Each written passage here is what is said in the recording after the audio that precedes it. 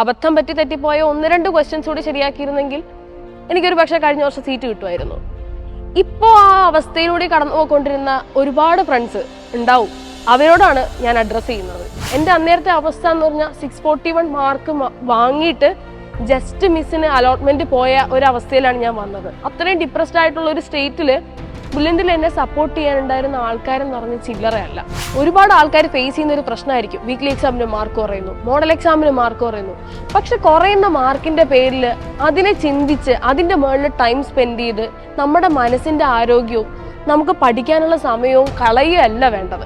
ഞാൻ അന്ന് കുറേ നാള് വിഷമിച്ച് ഡിപ്രഷൻ അടിച്ച് സംസാരിക്കാൻ ആരും ഇല്ലാണ്ട് എൻ്റെ അച്ഛനും അമ്മയുടെ മുമ്പിൽ ഒരുപാട് കരഞ്ഞും ഉറക്കമില്ലാതെയും ഒരുപാട് ബുദ്ധിമുട്ടിയ ഒരു ടൈമിലൂടെയായിരുന്നു ഒരു 1-2 മാസം ഞാൻ കടന്നുപോയത്. ഇപ്പോൾ 2024 2025 നീറ്റ് വെച്ച് നമുക്കൊരു കാര്യം മനസ്സിലായി. NTA നമുക്ക് പ്രെഡിക്റ്റ് ചെയ്യാൻ പറ്റില്ല. ചിലപ്പോൾ ഭയങ്കര ഈസി ആയിട്ട് എക്സാം നടക്കാം, ചിലപ്പോൾ മീഡിയം ആയിട്ട് നടക്കാം, ചിലപ്പോൾ ഭയങ്കര ടഫായിട്ട് നടക്കാം. അതുകൊണ്ട് എല്ലാ ലെവലിലെ ക്വസ്റ്റ്യൻസിൻ്റെയും സഫീഷ്യൻ്റ് എമൗണ്ട് നമ്മൾ ചെയ്തിട്ടുണ്ടാവണം.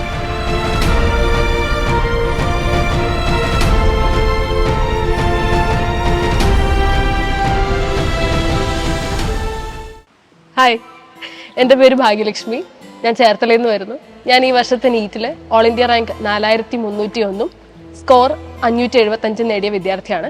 ബ്രില്യൻറ്റിലെ A ബ്ലോക്കിൽ Q50 ബാച്ചിൽ റിപ്പീറ്റർ ആയിരുന്നു.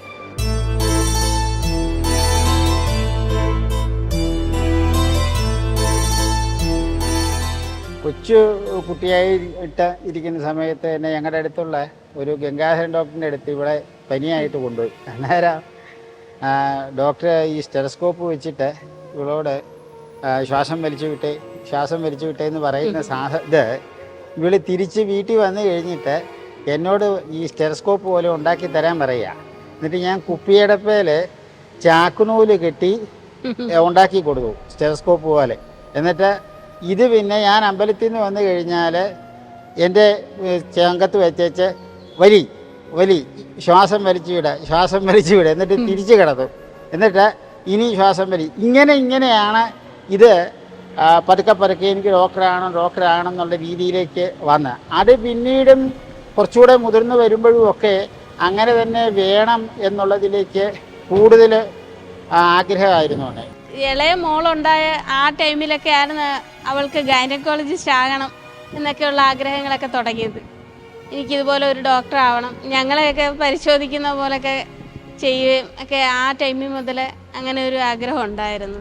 ഞാനൊരു വളരെ കുഞ്ഞായിട്ടിരിക്കുമ്പോൾ മുതലേ അമ്മയോട് പറയുമായിരുന്നു എനിക്കൊരു അനിയത്തി വേണം, അല്ലെങ്കിൽ ഒരു അനിയമാവേ വേണം എന്ന്. ഞാനിങ്ങനെ ഭയങ്കര ആഗ്രഹമായിട്ട് പറഞ്ഞുകൊണ്ടിരുന്ന ഒരാളായിരുന്നു. അപ്പോൾ എൻ്റെ അമ്മയ്ക്ക് എൻ്റെ ഡെലിവറി സമയത്ത് കുറേ അധികം കോംപ്ലിക്കേഷൻസും കാര്യങ്ങളൊക്കെ ഉണ്ടായിരുന്നു.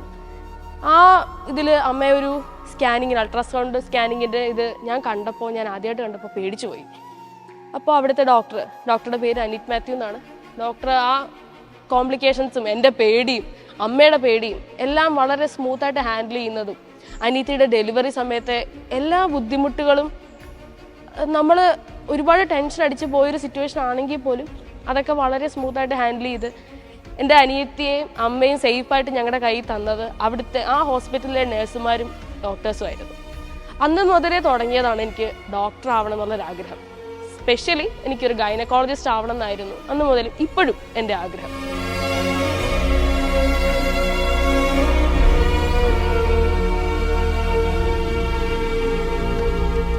എൻ്റെ കുട്ടിക്കാലം മുതലുള്ള ചിന്ത എങ്ങനെയാന്ന് പറഞ്ഞാൽ ഡോക്ടർമാരുടെ മക്കൾക്കൊക്കെ ഡോക്ടർ ആവാൻ പറ്റത്തുള്ളൂ, കയ്യിൽ ഒരുപാട് പൈസ ഉള്ള വീട്ടുകാരുടെ മക്കൾക്ക് ഡോക്ടർ ആവാൻ പറ്റത്തുള്ളൂ, അങ്ങനെയുള്ള ഒരുപാട് ചിന്താഗതികൾ എനിക്കുണ്ടായിരുന്നു.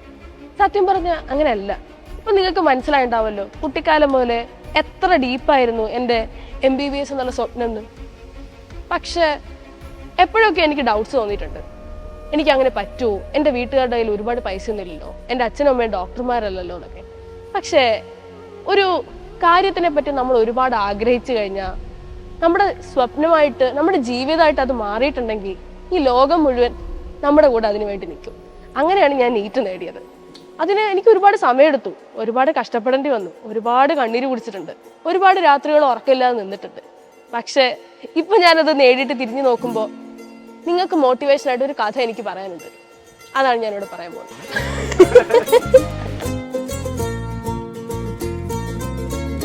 ഞാൻ റിപ്പീറ്ററാണ്. സ്വാഭാവികം. ഞാൻ വെറും ഭാഗ്യലക്ഷ്മിയല്ല, ഡോക്ടർ ഭാഗ്യലക്ഷ്മിയാണ്. ഒരു സന്തോഷമൊക്കെ തോന്നുന്നുണ്ട്. ഞാൻ നീറ്റിനെ കുറിച്ച് കൂടുതലായിട്ട് അന്വേഷിക്കാൻ തുടങ്ങി. അപ്പോഴാണ് മനസ്സിലായത്, ഈ അടുത്ത കാലം മുതൽ നമ്മൾ നോക്കുകയാണെന്നുണ്ടെങ്കിൽ ഏകദേശം 25 ലക്ഷം കുട്ടികളുടെ അടുത്ത് എഴുതുന്ന ഒരു വളരെ കോമ്പറ്റീറ്റീവ് ആയിട്ടുള്ള ഒരു എക്സാമാണ് നീറ്റ് എന്ന് പറയുന്നത്. അതിനകത്തുനിന്ന് എടുക്കുന്നത് 25,000 പേരേ ഉള്ളൂ. ഗവൺമെന്റ് സീറ്റാണല്ലോ നമ്മുടെ എല്ലാവരുടെയും ലക്ഷ്യം. അപ്പോൾ MBBS കിട്ടണം എന്നുണ്ടെങ്കിൽ ചില്ലറ കോമ്പറ്റീഷൻ ഒന്നല്ല എന്ന് മനസ്സിലായി. 10th-ലും +2-ലും ഒക്കെ എനിക്ക് നല്ല മാർക്ക് ഉണ്ടായിരുന്നു. ഞാൻ സ്കൂളിലൊക്കെ നല്ലോണം പഠിച്ചിരുന്ന ഒരു കുട്ടിയാണ്.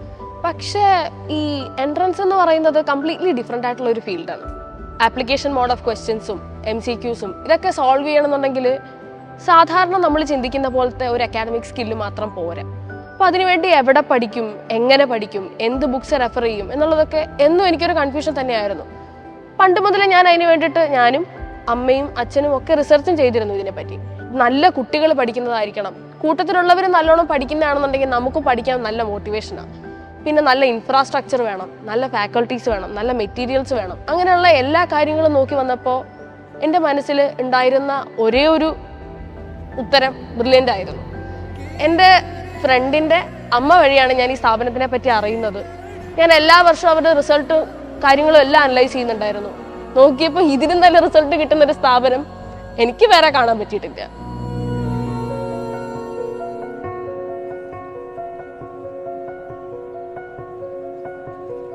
അങ്ങനെ ഞാൻ എൻ്റെ ഡ്രീം അച്ചീവ് ചെയ്യാനുള്ള സ്ഥലം ബ്രില്യൻ്റ് ആണെന്ന് ലോക്ക് ചെയ്തു.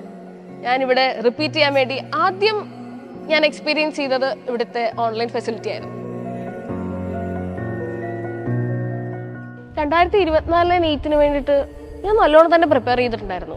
പക്ഷേ എല്ലായ്പ്പോഴും വിധി നമ്മുടെ കൂടെ നിൽക്കണമെന്നില്ലല്ലോ. എനിക്ക് 641 മാർക്കാണ് കിട്ടിയത്. 641 എന്ന് പറയുമ്പോൾ കഴിഞ്ഞ വർഷത്തെ കട്ട് ഓഫ് നമുക്ക് എല്ലാവർക്കും അറിയാം, 652 ആയിരുന്നു. ഒരു 10-11 മാർക്കിന്റെ വ്യത്യാസം. ഒരു അബദ്ധം പറ്റി തെറ്റിപ്പോയ 1-2 ക്വസ്റ്റ്യൻസ് കൂടി ശരിയാക്കിയിരുന്നെങ്കിൽ എനിക്കൊരു പക്ഷേ കഴിഞ്ഞ വർഷം സീറ്റ് കിട്ടുമായിരുന്നു.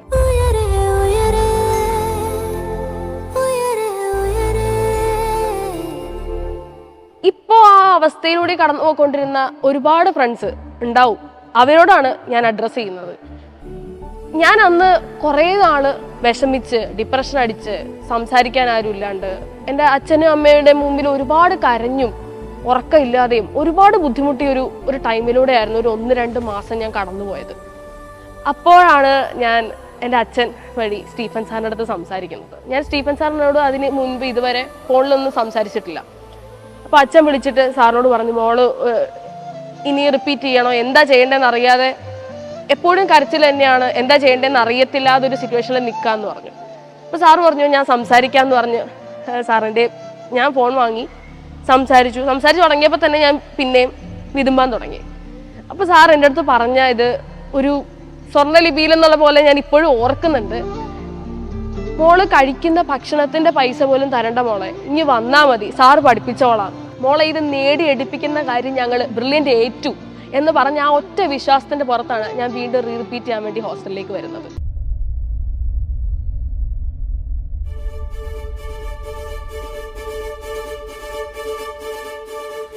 അങ്ങനെ ഒരുപാട് ഡൗട്ട്സിനും വിഷമങ്ങൾക്കും ഡിപ്രഷനും ഒക്കെ ശേഷം ഞാൻ വീണ്ടും ബ്രില്യൻ്റിലേക്ക് ഒരു വർഷം കൂടി റിപ്പീറ്റ് ചെയ്യാമെന്ന് വിചാരിച്ചു വന്നു.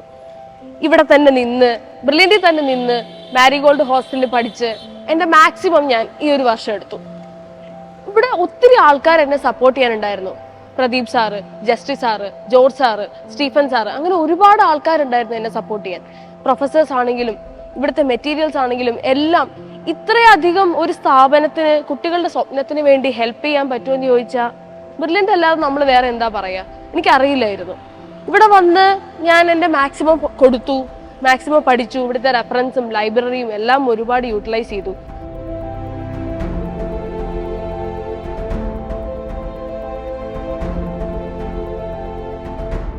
ബ്രില്യൻ്റിലേക്ക് എത്തിയപ്പോൾ എല്ലാവരുടെയൊക്കെ മനസ്സിലുള്ള പോലത്തെ കുറേ ഡൗട്ട്സും കേട്ടിരുന്ന കുറേ തെറ്റിദ്ധാരണകളൊക്കെ എൻ്റെ ഉള്ളിലുണ്ടായിരുന്നു. ഇവിടെ വന്നപ്പോൾ ഹോസ്റ്റലിൽ ആരും സംസാരിക്കില്ലായിരിക്കും, ഒരു എൻ്റർടൈൻമെൻറ്റും ഉണ്ടാവില്ല, സന്തോഷിക്കാൻ ഒരു വകുപ്പും ഉണ്ടാവില്ല, ആൾക്കാരൊക്കെ പഠിക്കുന്നതിനെ കുറിച്ച് മാത്രമേ സംസാരിക്കുള്ളൂ, ഫുൾ ടൈം എല്ലാവരും ബുക്കിൻ്റെ അടുത്തായിരിക്കും. അങ്ങനെയൊക്കെ ഒരുപാട് ഡൗട്ട്സും കൊണ്ടാണ് ഞാൻ വന്നു കഴിഞ്ഞപ്പോൾ ഹോസ്റ്റലിൽ റൂംമേറ്റ്സ് ആരും സത്യം പറഞ്ഞാൽ ആദ്യം സംസാരിക്കുന്നുണ്ടായിരുന്നില്ല. പക്ഷേ പിന്നെയാണ് മനസ്സിലായത്, നമ്മൾ എന്തെങ്കിലും ഒരു ഡൗട്ട് അങ്ങോട്ട് ചോദിച്ചാൽ അവരത് നമ്മളെ തിരുത്തി തരും. നമുക്ക് എന്തെങ്കിലും ഒരു കാര്യം പറഞ്ഞാൽ നമ്മൾ അങ്ങോട്ട് ചെന്ന് അവരെ അപ്രോച്ച് ചെയ്താൽ എല്ലാവരും വളരെ സ്വീറ്റ് ആയിട്ടാണ് ഇവിടെ ബിഹേവ് ചെയ്തത്. എന്നെ സപ്പോർട്ട് ചെയ്യാനായിട്ട് ബ്രില്യൻറ്റിൽ ഇഷ്ടംപോലെ പേരുണ്ടായിരുന്നു. എൻ്റെ അന്നേരത്തെ അവസ്ഥ എന്ന് പറഞ്ഞാൽ 641 മാർക്ക് വാങ്ങിയിട്ട് ജസ്റ്റ് മിസ്സിന് അലോട്ട്മെന്റ് പോയ ഒരവസ്ഥയിലാണ് ഞാൻ വന്നത്. അത്രയും ഡിപ്രസ്ഡ് ആയിട്ടുള്ള ഒരു സ്റ്റേറ്റിൽ ബ്രില്യൻറ്റിൽ എന്നെ സപ്പോർട്ട് ചെയ്യാനുണ്ടായിരുന്ന ആൾക്കാരെന്ന് പറഞ്ഞ് ചില്ലറയല്ല.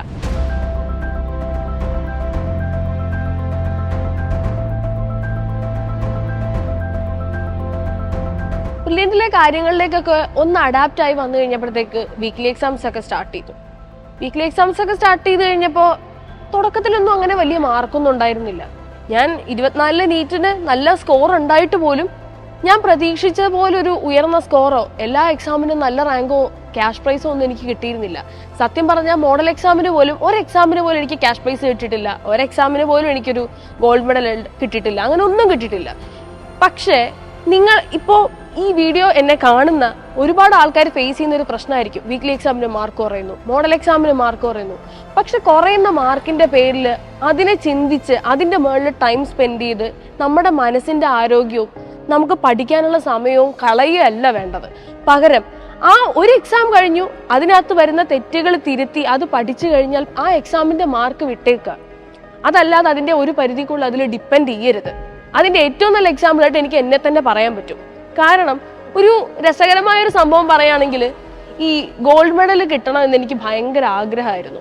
ഞാൻ എപ്പോഴും മോഡൽ എക്സാംസിനൊക്കെ വേറെ ഒരുപാട് കുട്ടികൾ നല്ല റാങ്ക് വാങ്ങി ഗോൾഡ് മെഡൽ വാങ്ങുന്ന കാണുമ്പോൾ ഞാൻ എൻ്റെ ഫ്രണ്ട്സിൻ്റെ അടുത്തൊക്കെ പറയുമായിരുന്നു, ഒരു വട്ടമെങ്കിലും ഒരു ഗോൾഡ് മെഡൽ കിട്ടിയിരുന്നെങ്കിൽ. ഞാൻ ഒത്തിരി പേരെടുത്ത് പറഞ്ഞിട്ടുണ്ട്, പക്ഷെ എനിക്ക് കിട്ടിയിട്ടില്ല.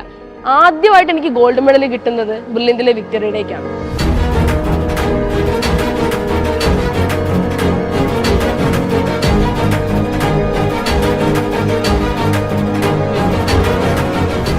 ഞാൻ പറയാൻ പോകുന്നത് ഏറ്റവും കൂടുതൽ ആൾക്കാരൊക്കെ ചോദിക്കുന്ന ക്വസ്റ്റ്യൻ തന്നെയാണ്, എങ്ങനെ ഞാൻ പഠിച്ചു.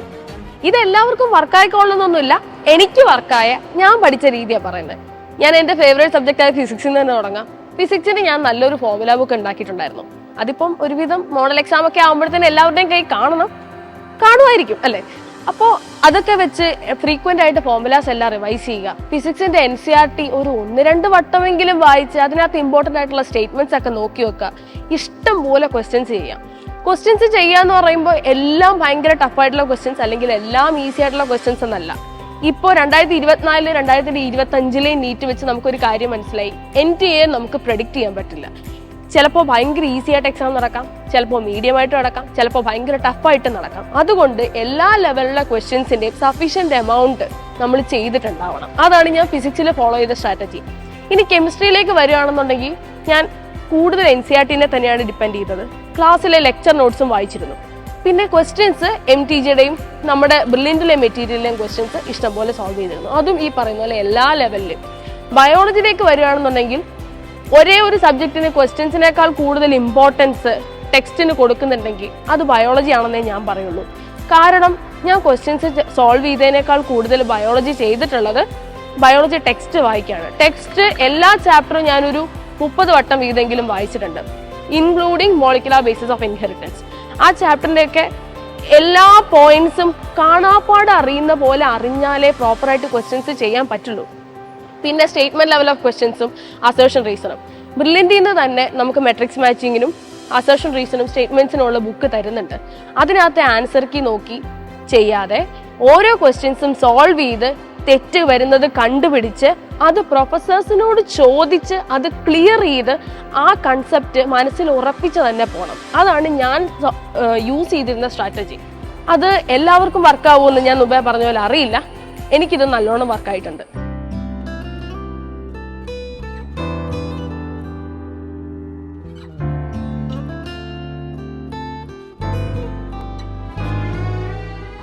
ഞാൻ ഇവരെ വളർത്തിയ സാഹചര്യം എന്ന് പറഞ്ഞു കഴിഞ്ഞാൽ ചില സമയത്ത് ജോലിയില്ലാണ്ട് വളരെ ബുദ്ധിമുട്ടി വന്ന സാഹചര്യമുണ്ട്. അപ്പം ആദ്യമൊക്കെ പലതും അറിയിക്കാണ്ട് നോക്കി. പിന്നീട് ഞാൻ തന്നെ അവളോടും പറയായിരുന്നു, അവരും അറിയട്ടെ.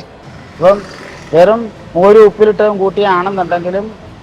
കഴിക്കുമ്പോഴാണെന്നുണ്ടെങ്കിലും സദ്യ കഴിക്കുമ്പോഴാണെന്നുണ്ടെങ്കിലും ഒരേ മനോഭാവത്തോട് കൂടിയിട്ട് തന്നെ പോകണം. അപ്പം നാളെയാണെന്നുണ്ടെങ്കിൽ നിങ്ങൾ പോലും നിങ്ങളുടെ കുട്ടികളെ വളർത്തുമ്പോൾ അതുപോലെ തന്നെ വേണം. അതായത് ബുദ്ധിമുട്ടറിഞ്ഞ് വളർന്നെന്നുണ്ടെങ്കിൽ ഇതിൻ്റെ വില അറിയാൻ പറ്റുള്ളൂ.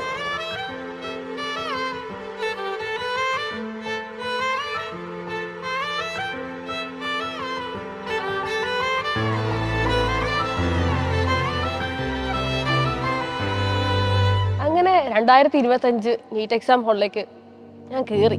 എനിക്ക് അങ്ങനെ വലിയ ടെൻഷനൊന്നും ഇല്ലായിരുന്നു കേട്ടോ. കയറിയപ്പോൾ ഉള്ളത് പറയാമല്ലോ. കയറി ഞാൻ എപ്പോഴും ആദ്യം ഫിസിക്സ് അറ്റൻഡ് ചെയ്ത് തുടങ്ങാം. ഫിസിക്സിന്റെ ഒരു 2-3 ക്വസ്റ്റ്യൻ കണ്ടപ്പോൾ തന്നെ ഇത് കയ്യിൽ നിന്ന് പോയ ലക്ഷണമാണെന്നുള്ളൊരു ഇത് തോന്നി. അപ്പം ഞാൻ വിചാരിച്ചു അത് വിട്, ഉള്ളത് എഴുതാമെന്ന് ഓർത്തിട്ട് ഞാൻ അങ്ങനെ പാനിക്കൊന്നും ആയില്ല. ഞാൻ കെമിസ്ട്രി എടുത്തപ്പോൾ കെമിസ്ട്രിയും ടഫായിരുന്നു, പക്ഷെ ഫിസിക്സിന് അത്രയും കുഴപ്പമുണ്ടായിരുന്നില്ല. കെമിസ്ട്രി കുറേ എഴുതി തീർത്തിട്ട് ഞാൻ ഫിസിക്സ് പിന്നെ ബാക്കിൽ നിന്ന് കുറേ ക്വസ്റ്റ്യൻസ് ചെയ്ത് തുടങ്ങി. ബയോളജി എഴുതി എല്ലാം കഴിഞ്ഞ് എണ്ണി നോക്കിയപ്പോൾ ഫിസിക്സ് ആകെ 27 ക്വസ്റ്റ്യൻ എഴുതിയിട്ടുള്ളൂ. 45 ക്വസ്റ്റ്യനിൽ 27 ക്വസ്റ്റ്യനിലെ ആകെ എഴുതിയിട്ടുള്ളൂ. പിന്നെ കെമിസ്ട്രിയിലും ബയോളജിയിലും 2-3 ക്വസ്റ്റ്യൻസ് ഒക്കെ അവിടെ വിട്ടിട്ടുണ്ട്. എങ്ങനെയൊക്കെയോ എഴുതി തീർത്തു. എക്സാമിനിടയ്ക്ക് പേടിയാണോ വിഷമാണോ ഈ യൂണിവേഴ്സിനെ മൊത്തം പ്രാഗി പോകുന്നൊരു സിറ്റുവേഷൻ ആയിരുന്നു. അതായത് ഇത്രയൊക്കെ കഷ്ടപ്പെട്ടിട്ടും ഇത്രയൊക്കെ സങ്കടപ്പെട്ടിട്ടും ഇനി ഇങ്ങനെയാണോ നമുക്ക് വിധി വെച്ചിരിക്കുന്നെങ്കിൽ നമ്മൾ പിന്നെ ഇനി എന്താ മറുപടി പറയാ? എന്തായാലും ഇനി റിപ്പീറ്റ് ചെയ്യില്ല എന്ന് ഞാൻ മനസ്സിൽ ഉറപ്പിച്ചിട്ടുണ്ടായിരുന്നു. എക്സാം എഴുതി കഴിഞ്ഞ് എനിക്ക് ടൈമൊക്കെ കിട്ടിയായിരുന്നു. എക്സാം എഴുതി കഴിഞ്ഞ് ഒരു 5-8 മിനിറ്റും കൂടി പിന്നെയും ബെല്ലടിക്കാൻ മിച്ചമുണ്ടായിരുന്നു. ഞാൻ ഇങ്ങനെ ഫിസിക്സിന്റെ പേപ്പർ ഇങ്ങനെ വീണ്ടും വീണ്ടും നോക്കിക്കൊണ്ടിരിക്കുക. എന്തെങ്കിലും എഴുതാൻ പറ്റുമെങ്കിൽ ഒരു 2 ക്വസ്റ്റ്യനും കൂടെ എങ്കിലും എഴുതാന്ന് പറഞ്ഞു. കാരണം ഞാൻ ഫിസിക്സ് ആണ് എപ്പോഴും ഏറ്റവും കൂടുതൽ, ബയോളജിയേക്കാൾ കൂടുതൽ സ്കോർ ചെയ്തുകൊണ്ടിരുന്ന സബ്ജക്ട് ഫിസിക്സ് ആയിരുന്നു. എല്ലാ പ്രാവശ്യം 45 ക്വസ്റ്റിനകത്തൊരു 43-42 ക്വസ്റ്റ്യൻസ് എല്ലാ പ്രാവശ്യവും ശരിയാക്കിക്കൊണ്ടിരുന്ന ആളാണ്. എൻ്റെ ഫേവറേറ്റ് സബ്ജക്റ്റുമാണ് ഫിസിക്സ്. അപ്പോൾ അത്രയും ഒരു ബുദ്ധിമുട്ട് വന്നു കഴിഞ്ഞപ്പോൾ ഇത് പുറത്തേക്ക് ഇറങ്ങുമ്പോൾ ആൾക്കാരുടെയൊക്കെ റിയാക്ഷൻ എങ്ങനെയായിരിക്കും, ഞാൻ എങ്ങനെ എല്ലാവരെയും ഫേസ് ചെയ്യും, ബ്രില്യൻറ്റിൽ ഇത്രയും പ്രതീക്ഷയോടുകൂടി പഠിപ്പിച്ച ഡയറക്ടേഴ്സിൻ്റെയും ഒക്കെ അടുത്ത് ഞാൻ എന്ത് മറുപടിയാണ് പറയുക, ഞാൻ ഇനി എങ്ങനെ മുന്നോട്ട് ജീവിക്കും, ഒന്നും എനിക്കറിയില്ലായിരുന്നു. കാരണം എൻ്റെ ഒരു ജീവിതത്തിൻ്റെ ഒരു വലിയ ഭാഗമായിട്ട് അപ്പോഴേക്കും ഈ വർഷങ്ങൾക്കിടയിൽ MBBS എന്നുള്ള സ്വപ്നം മാറിയിട്ടുണ്ടായിരുന്നു.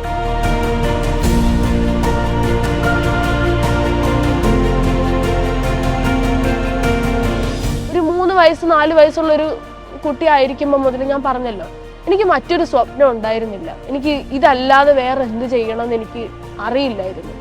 ഞാൻ അതിൻ്റെ പേരിലാണ് ഞാൻ വീണ്ടും റിപ്പീറ്റ് ചെയ്യാനായിട്ട് ഇത്രയും ബുദ്ധിമുട്ടിയിട്ടും വീണ്ടും റിപ്പീറ്റ് ചെയ്യാൻ വന്നത്. അപ്പോഴും ദൈവം എനിക്ക് എതിരായിട്ടാണെന്നുണ്ടെങ്കിൽ പിന്നെ എനിക്കൊരു ഐഡിയ ഉണ്ടായിരുന്നില്ല. അതുകൊണ്ട് കൊടുക്കാവുന്നതിൻ്റെ മാക്സിമം കൊടുത്തിട്ട് പുറത്തേക്ക് ഇറങ്ങി. ഇവിടെ വന്നപ്പോൾ ഞാൻ നമ്മുടെ കോർഡിനേറ്റർ പ്രദീപ് സാറിനെ വിളിച്ചപ്പോൾ സാറ് പറഞ്ഞു എത്ര ക്വസ്റ്റ്യൻ വിട്ടു എന്ന് ചോദിച്ചു. അപ്പം ഞാൻ പറഞ്ഞു ഏതാണ്ട് 10-20 ക്വസ്റ്റ്യൻ അടുത്ത് വിട്ടിട്ടുണ്ടെന്ന് തോന്നുന്നു, കറക്റ്റായിട്ട് ഓർമ്മയില്ല എന്ന് പറഞ്ഞു. അപ്പോൾ പറഞ്ഞു ഒരു കാര്യം ചെയ്യും, നീ ഇങ്ങോട്ട് പോരെ, ഞാൻ ആൻസർ കീ തരാം, ചെക്ക് ചെയ്യുക എന്ന് പറഞ്ഞു. അവിടെ ചെന്ന് ചെക്ക് ചെയ്തപ്പോൾ 1-2 ക്വസ്റ്റ്യൻസിൽ മാറ്റം ഉണ്ടായിരുന്നു. എന്തായാലും 567 565 അങ്ങനെ എന്താണ്ട് ഒരു സ്കോറാണ് വന്നത്. ഞാൻ സാറിൻ്റെ അടുത്ത് അപ്പം ഞാൻ ഭയങ്കര വിഷമിച്ചാണ് ഞാൻ സാറിൻ്റെ അടുത്ത് നിന്ന് സ്കോർ പറഞ്ഞത്. അപ്പോൾ സാറ് പറഞ്ഞു നല്ല മാർക്കാ, ഈ വർഷത്തെ കട്ട് ഓഫ് ഒരു 525 ആ ഒരു രീതിയിലൊക്കെ വരുള്ളൂ, ഇത് നല്ല സ്കോറാന്ന് പറഞ്ഞു. സത്യമായിട്ട് ഞാൻ വിശ്വസിച്ചില്ല. ഞാൻ വിചാരിച്ചു ഞാൻ കടുങ്കൈ ഒന്നും ചെയ്യാതിരിക്കാൻ വേണ്ടി വെറുതെ പറഞ്ഞായിരിക്കും എന്നാണ് ഞാൻ വിചാരിച്ചത്. റിസൾട്ട് വന്നപ്പോൾ ഓൾ ഇന്ത്യ റാങ്ക് 4301, ഇപ്പം കേരള റാങ്ക് വന്നപ്പോൾ 323. അപ്പോഴാണ് എനിക്ക് മനസ്സിലായത് എനിക്ക് മാത്രം ഉണ്ടായിരുന്നൊരു സംഭവം അല്ലത്. ഇത് ഞാൻ അന്ന് ഹാൻഡിൽ ചെയ്ത ആ ഒരു വേ കറക്റ്റായിരുന്നു എന്ന് എനിക്കിപ്പോൾ ചിന്തിക്കുമ്പോൾ മനസ്സിലാവുന്നുണ്ട്. കാരണം എൻ്റെ ഫ്രണ്ട്സ് പലരുടെ അടുത്തും ഞാൻ ഇപ്പോൾ സംസാരിക്കുമ്പോൾ കിട്ടിയവരുടെ അടുത്തും കിട്ടാത്തവരുടെ അടുത്തും ഞാൻ സംസാരിച്ചപ്പോൾ എനിക്ക് മനസ്സിലായത് അവരൊക്കെ എക്സാം എഴുതിക്കൊണ്ടിരിക്കുന്നതിനിടയ്ക്ക് സ്റ്റക്കായിപ്പോയി. അവർക്ക് എന്ത് ചെയ്യണമെന്ന് അറിയാൻ വയ്യാതെ അവർ നിന്നുപോയി. പക്ഷെ ഞാൻ ഹാൻഡിൽ ചെയ്തത് അങ്ങനെയല്ല. എനിക്ക് നിങ്ങളുടെ അടുത്തും പറയാൻ അതാണുള്ളത്. എക്സാം ഹാളിൽ നിങ്ങൾ എന്തായിരിക്കും അനുഭവിക്കുക എന്നുള്ളത് ഒരിക്കലും മുന്നേറി നമുക്ക് പറയാൻ പറ്റില്ല. നമ്മൾ അവിടെ ചെല്ലുമ്പോൾ ഉണ്ടാവുന്ന സിറ്റുവേഷനെ ധൈര്യത്തോടെ നേരിടുക എന്ന് മാത്രമേ ഉള്ളൂ. പാനിക്കായി പോയി കഴിഞ്ഞാൽ ബ്രീത്തിങ് ഒക്കെ കൺട്രോൾ ചെയ്ത് നമ്മളതിനെ നേരിടുക എന്നുള്ളത് മാത്രമേ ഉള്ളൂ. എക്സാം ഈസി ആണെന്നുണ്ടെങ്കിൽ ശ്രദ്ധിച്ചെഴുതുക, മാക്സിമം ക്വസ്റ്റ്യൻസ് ശരിയാക്കാൻ ശ്രമിക്കുക. ഇനി അതല്ല എക്സാം ടഫാണെന്നുണ്ടെങ്കിൽ അറിയാവുന്നത് മാത്രം എഴുതാൻ ശ്രമിക്കുക, വെറുതെ കറക്കി കുത്താതിരിക്കുക. അങ്ങനെ ചെയ്യാൻ പറ്റുള്ളൂ.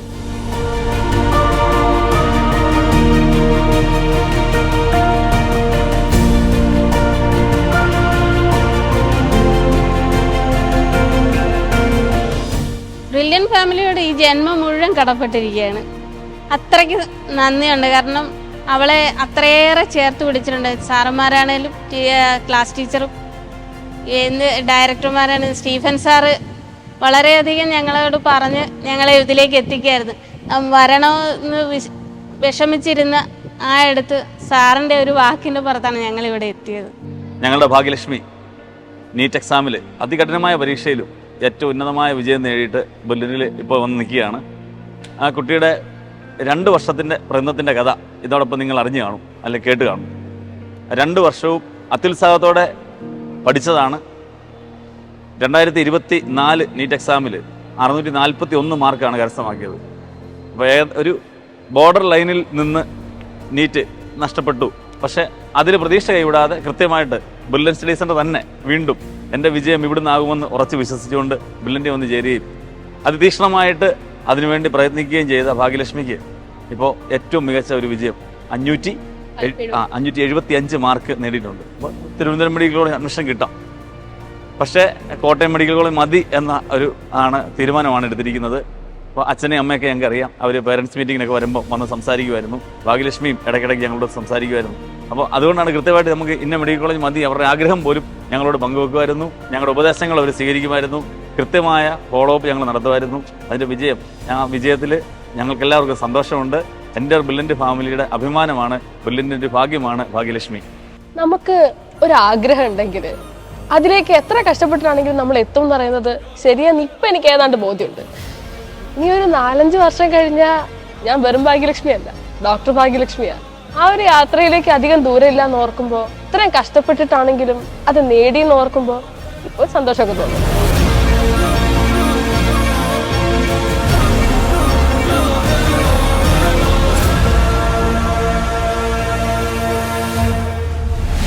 Brilliant Study Center, India's #1 coaching center for NEET and JEE.